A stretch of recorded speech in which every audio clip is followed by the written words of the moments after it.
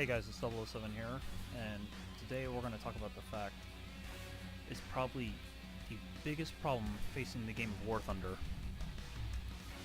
And obviously people are going to stand up and debate this, and they're free to debate this in the comments. But I think ultimately at the core of the game, this is one of the biggest issues that's going to be repetitive in its nature, and it's something that we can try to avoid in some aspects, but in more aspects than not, we're going to be forced into them. And ultimately, I think you'll find or you'll at least agree with what I'm saying. To some degree. Okay. As you may have seen for the thumbnail, this video is titled The Sherman Problem. Now, this is not anything to do with the Sherman itself as a vehicle as being a problem. I think very highly of the Sherman. The Sherman is very, very capable. All of the Shermans are very capable. If I was to do a top 5 at Bovington Tank Museum, the Sherman would be at the top of my list, simply for what it's done in history and what it's done throughout the world. You know, people might argue the T-34, people might argue the T-55, but in my opinion, the Sherman hasn't have been overshadowed by anyone else when it came to production or alongside being elsewhere in the world. But I'm not here to talk about the Sherman. This isn't anything of me talking about the Sherman. This is about what the Sherman problem is. Now, the Sherman problem isn't simply about the Sherman. The reason why it's called the Sherman problem, now you've probably even heard me call it the Saber problem too. The issue is multiple countries in the game having the exact same equipment. That's what the Sherman problem is. And I think at this point, this is where people sort of agree.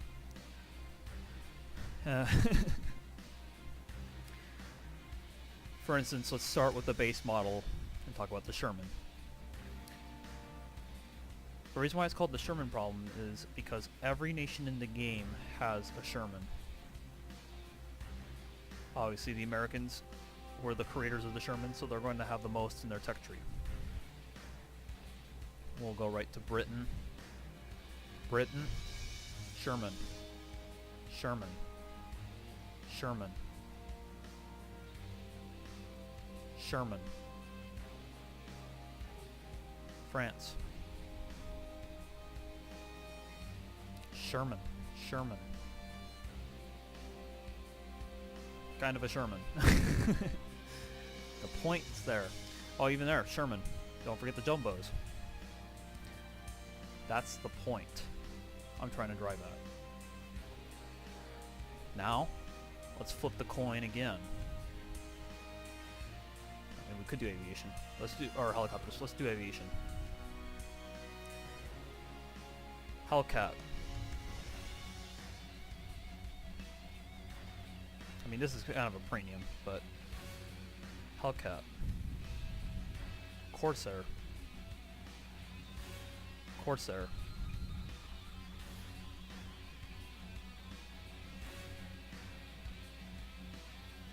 Hellcats. Corsair. Bearcat. Bearcat. Now, these are some minor cases. Obviously, the Sky Raiders. France. And the thing is, historically, it's not to be unreal. The point I'm trying to get at is, all these nations have it. One of the bigger ones, you could probably say, Saber. Saber. Saber. That's just something to be said. Now, continuing on with this.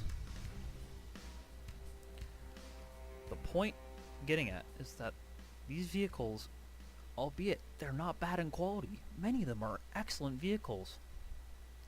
But the problem is we're seeing vehicles of the same sort fighting the same vehicles, and this is down to a couple of reasons. Now, this is obviously one thing that tees off from the Sherman problem, is the fact that we don't have battles organized to the belligerents who fought. Yes, we have the United States fighting Germany, but we have Russia. We're seeing countries like Russia or United States and Germany heading off each other in the Cold War. Or we see things like that. See Russia in a World War II sense allied with the Germans. I mean, technically it's not really a problem, but the point that I'm getting at is you're seeing things like, for instance, the French and the Japanese. They can't fight alongside each other unless it's a mixed battle. They will fight each other, and they both have Shermans. Same thing with, and I'm going to point this out here. I've teed this off as an element. Russia has a Sherman. You might not see it, but it's a premium. Same story for Germany. They additionally carry a Sherman. The fact is that it's inescapable that these nations had Shermans, and it's, you know, I mean, I'm not one for Wikipedia, but once again, just all these nations. Look at all these nations equipped with Shermans. That's the point I'm trying to drive at. The fact is, and look at that, right here. Italy. Italy has a Sherman. That's just... And the reality is, they're likely going to get a Sherman in this patch, considering we're not seeing much bread and butter of Italy.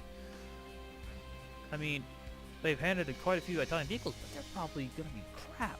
Not gonna lie, not to, you know, attack the Italian vehicles, but there's a reason why they lost the war. And I mean, I'm not gonna say it's down to the tanks, but it was kind of the tanks for Italy. This is the reality that the game is continuously facing. And I've talked about this in the other video. I'll link it in the upper right hand description. The rank 6 discussion about error, and this also discussed helicopters and SAMs. You can look at it. I'm going to be referencing it over the next few videos, to the fact that what I've been saying, and this was a long time ago, this was back in June when I was talking about this stuff, that these were issues that were repetitive in their nature within the game. And the fact is, in some cases you need them, like, for instance, Japan. Japan's army is pretty much a skeleton of a nation. So, to see them get filler tanks, now, I mean, you hear European Canadian, this is one of those times I'll disagree with them. Although I like the idea that each nation should have its own stuff, its own identity. And that's true. Each nation should have its identity. But when there's nothing in those tech trees, you gotta fill it with something. Now, the case I'm gonna disagree with that statement of mine is France. France has plenty to work from. They could easily get rid of these Shermans and just work their way through. Easily. They could shift stuff up, move some down. Easily they could find a way to, you know, split the gaps. They could even reduce the amount of vehicles required to progress. It's not hard.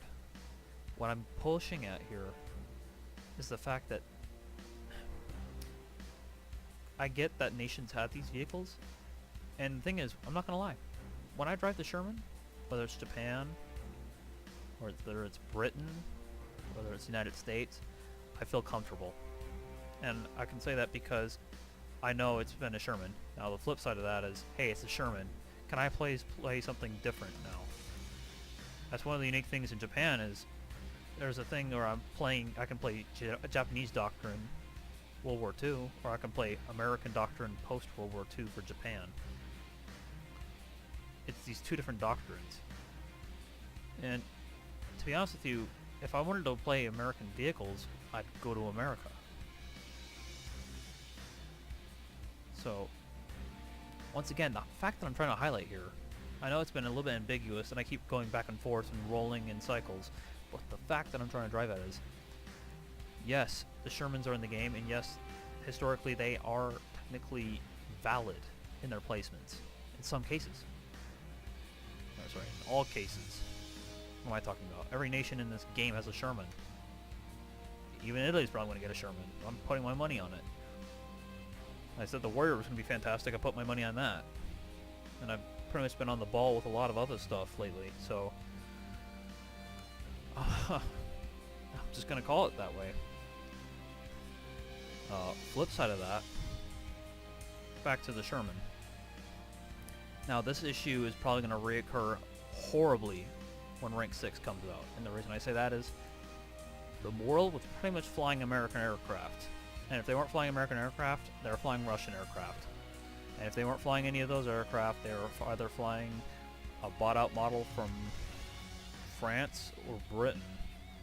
And that's pretty much it. Those were pretty much your 4 suppliers that you looked to when you wanted aircraft. Aircraft, like... And here's the thing I don't understand. This is something that doesn't make sense to me. Now, I mean, I haven't done enough research on it yet, but looking at some of the vehicles that were in the leak list, and we're going to do a video about, or video group about that, like I said in the public notice. But ultimately, I don't think the F5 is going to go to any other nation except the United States, which I find very weird, because it was a foreign lease fighter that the United States, the company, sorry, I can't remember the name of the company that designed it and released it.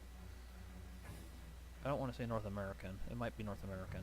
So many countries, so many companies in the United States folded over time. So many great companies, and they folded because they were just bought out due to subsidies and just the competition of the defense sector. That was just the reality of the situation. But it's hard to keep in mind some of the companies that worked on it back then. I'm not going to look it up now. Like I said, that's something for another video. The point I'm hammering out here is, like, aircraft like the F-104 is a beautiful example. The United States had the F-104 because they built it. Germany acquired the F-104. Britain, I don't think Britain acquired the F-104. Now, they did acquire the F-101 Voodoo, apparently, through Canada. Japan had an F-104. Italy had an F-104. I don't think France had an F-104 from what it looks like, looking it up. But, I mean, Belgium had an F-104. Had F-104s. But, like I said, once again, now, the rollback is, sure, these nations had it, but the issue that happens in this game, coupled with the fact that each nation gets the same vehicles virtually, is the fact that these nations are fighting each other. That's the issue. That's the problem that most people are having in this game. European, Canadian, and myself included.